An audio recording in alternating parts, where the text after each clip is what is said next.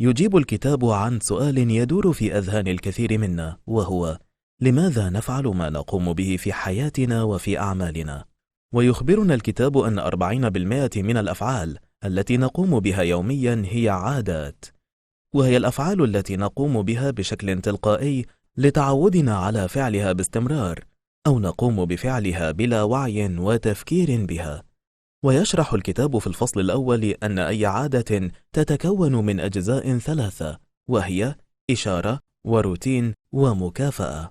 وهذه الأجزاء الثلاثة تسمى بحلقة العادة The Habit Loop. الإشارة Clue يقصد بها كل شيء يعطيك تلميحا أو يشير إليك لعمل شيء ما، وقد تكون الإشارة داخلية من ذاتك أو خارجية مثل الأشخاص والأماكن. فالإشارة الخارجية مثل وجودك في مكتبة عامة يرسل المكان إشارة إليك أنه يجب عليك القيام بعادة المكتبة، وهي المحافظة على الهدوء. أو وجود معلم أمامك يرسل إليك إشارة إلى أنه يجب أن تتصرف بعادة الاحترام مع المعلم. أما الإشارة الداخلية مثل الشعور بالغضب لبعض الأشخاص والقيام بعادة ما مثل الإكثار من الأكل لتخفيف الغضب. الروتين وهو الجزء الذي يجعلك تقوم بالأفعال بشكل تلقائي بلا وعي أو تفكير بكيفية القيام بها وتفاصيلها العملية وأسبابها. والروتين ليس كما يشاع عند البعض أنه فعل جسدي يقوم به الشخص باستمرار، وهذا المفهوم خاطئ. قد يكون الروتين جسديا أو نفسيا أو عقليا. فالروتين الجسدي مثل التعود على الكتابة باليد اليمنى أو ركل الكرة بالقدم اليسرى أو المشي بعجالة.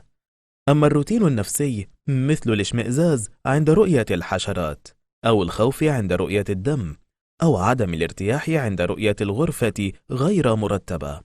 أما الروتين العقلي مثل التعود على الحساب الذهني دون استخدام الآلة الحاسبة أو التفكير خارج الصندوق. المكافأة Reward.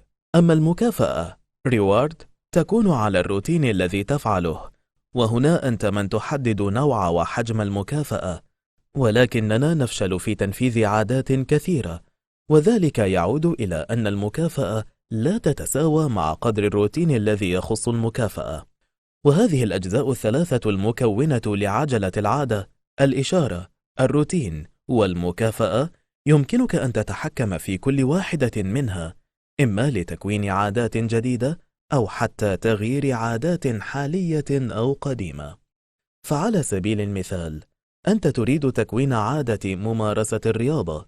في البداية يجب أن تحدد إشارة واضحة تذكرك بممارسة الرياضة، مثلا صورة في خلفية هاتفك أو شاشة القفل تذكرك بممارسة الرياضة كلما نظرت إليها، أو نغمة معينة تذكرك بممارسة الرياضة كلما سمعتها.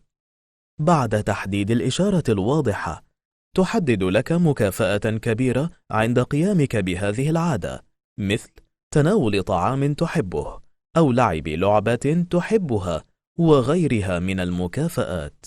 والآن تحدد الروتين للعادة. فقط عليك أن تحدد الوقت ومدى التكرار، مثلا نصف ساعة يوميا أو 5 أيام في الأسبوع، كل يوم 20 دقيقة.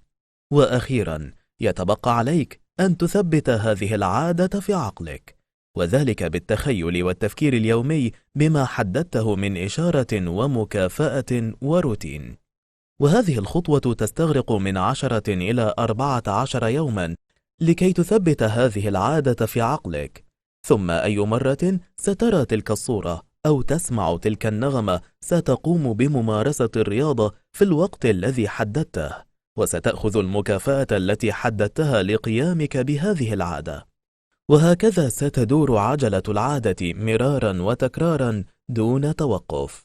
أما عن تغيير عادة حالية أو قديمة، فيمكنك تغيير نوع الإشارة وتكبير حجم المكافأة. أما الروتين ستثبته، مثلا عادة قراءة الكتب ستضع لك إشارات أكثر وستزيد من حجم المكافأة. أما عن التوقف عن ممارسة عادة سيئة، يمكنك ذلك عن طريق تغيير الروتين لتلك العادة، مثلا، أنت لديك عادة إرسال الرسائل وأنت تقود السيارة، وإشارة هذه العادة أنك تكون لمفردك وتشعر بالوحدة والملل.